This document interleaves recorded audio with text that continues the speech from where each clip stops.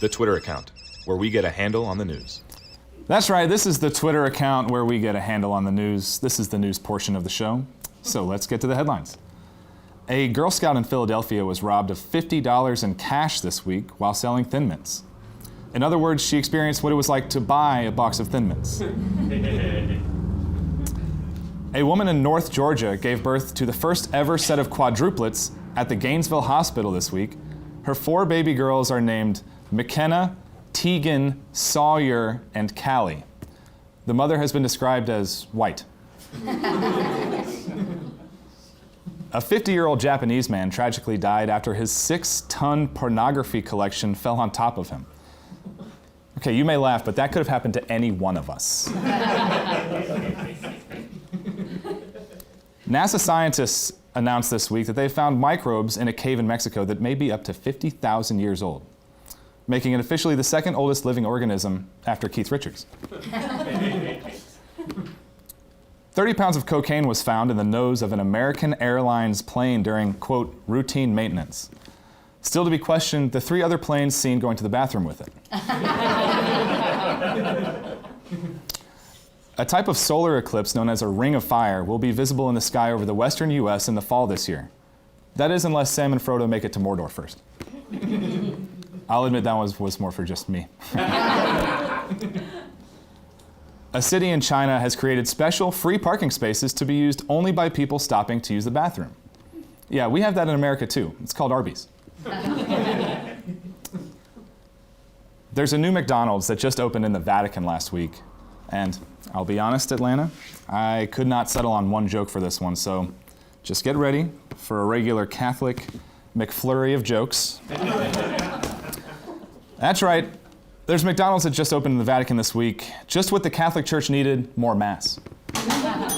Yes, thank you. Weekly confessions have McTripled. Thank you.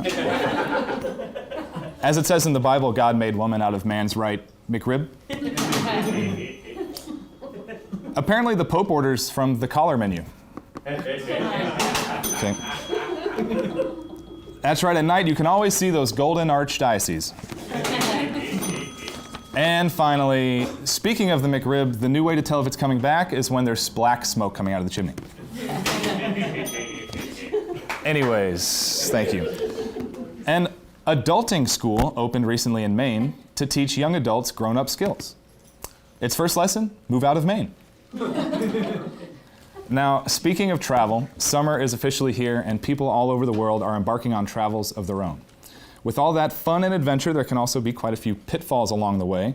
So we thought it might be fun to bring a genuine travel expert who knows the tips and tricks. So please give a warm Twitter account welcome to Citizen of the World, Nigel Rumpus. Nigel Rumpus. Peace, peace, peace. Peace, peace, peace, brother, peace. Thank you. Good to see you, peace. And also with you. Peace. Nigel, I'm so glad you could find time to come to this little show with all the world traveling that you do. Yeah, me too. You know, I'm a true citizen of the world. Border to border, state to state, all around this great land of ours. Wow. Well, I'm really excited to ask you some questions. Like, if I'm traveling abroad this summer, what would you say is like a little hidden gem that I might check out that's off the beaten path, maybe? Little known fact is the best place to go this summer is Singapore. Now, a lot of people think you got to be singer rich to go to Singapore. But I'm not giving you tips for tourists. I'm giving you tips to help you live like a local. Singapore, those people are very, very delicate and private, so you have to know the language when you go. You walk up and you say something like, "Buenos dias, mi amigo. ¿Qué pasa?" Oh, okay. just in Spanish like that. Just No, I'm in Singapore, so I'm speaking Singaporean. Okay, and they say Buenos dias. Yeah. Am I getting that wrong, or Your poor untraveled ears aren't picking up the nuances of the Singapore accent. But please ask me about someplace else. Obviously, you're local. That's fair. Quite a dig. Okay, so let's maybe say maybe we're not trying to go off the beaten path. Maybe we want to just like spare no expense. Like, what's price is no object. I just hit the lottery. Where am I going this summer? It's a place that we all know. They treat you like royalty, jolly old England. And Sure, once England, again, yeah. when you go to England, if you're looking for the best fish and chips, you got to know how to ask the locals. So you walk up and you say, "Hey boy, what gwine? Me look for fish and chip here, no?" Okay, that's just how the locals and Yeah, you and know, like, everybody in London says, "What gwine, boy?" Is that? Are we thinking that's like a South London, or is that more west? Is that Bath? It kind of like the east side of London. The east side. the east side of East London. London. Sorry, it's just mostly. I guess my ears couldn't pick up on that particular dialect. Yeah, it's a little Cockney, if you know what I mean. Oh, that's yeah, okay. I that's thought Cockney was something completely different from that, but that's Most people who've never been anywhere usually do. wow. All right. So, all right. Let's just say that's abroad. What if I wanted to stay here domestically and maybe hit some in-states travel?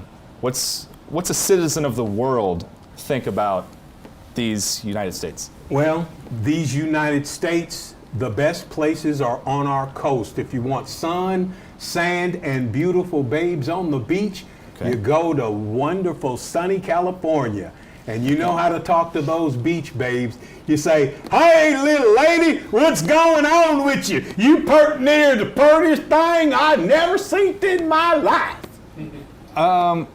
That's beach talk. Is that beach talk? That's how the local surf guys See- rap. So you've been telling me that I'm not very well traveled so far, yet if Georgia's the only place I've been, I feel like I would have heard that accent here in Georgia. Well, that's because a lot of people from California come to Georgia, don't you know? Not all people just stay in one place. Sure. I guess that's fair. I mean, yet another dig at me, but I don't know. Let's just maybe, were you always a citizen of the world, or was there a specific place that you visited that really you had an experience and you recommend to other people? My spirit learned to yearn for travel when I visited Jamaica. The Jamaica. spiritual grounding of the people was fantastic. And I remember sitting at the foot of a Jamaican man in Kingston, and he looked at me and he said, "Boyo, don't you ever forget your shillelagh." Shillelagh, the Irish word. In Jamaica? Take that up with the man in Kingston there, John. Okay. I don't want to step on anybody's shillelagh, you understand? That's very true. All right, well, just give us one more to sign off with. What are you projecting is going to be the new hotness? What's going to be what everyone's talking about 3 years from now? 3 years from now, everybody will be talking about the new up-and-coming hot destination for the rich and famous, Decatur, Georgia. Incredible. Wait, Najee, you mind if I give this one a try? Try it. So in Decatur, they say, "Hey, fuck your mother, park the car, have it, yeah." Is that? You done been someplace, son. Oh, How nice. about that? Nigel Rumpus, everybody. Thank you very much. Peace.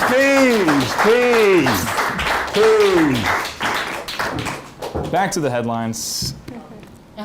A student at UC Davis has installed a Plan B vending machine in the school's health center. The idea makes sense given that UC Davis is most students' Plan B school. This week, a Montana man was charged with his 23rd DUI. And if you've ever been to Montana, you know that's a record for fewest DUIs.